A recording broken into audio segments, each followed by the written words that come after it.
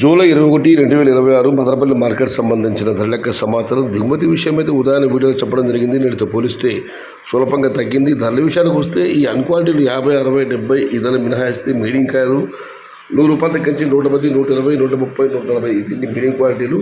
క్వాలిటీలో టమాటాలని ₹150 దగ్గర నుంచి 160, 170, 180 ఇవి అత్యధిక ఆధారపడుతుంది. యావరేజ్ ధరలు టాప్ అంటా ప్రస్తుతానికైతే మదనపల్లి మార్కెట్లో ₹200. ఇంకా చాలా మండీలు వేలంపాటలు మిగిలి ఉన్నాయి.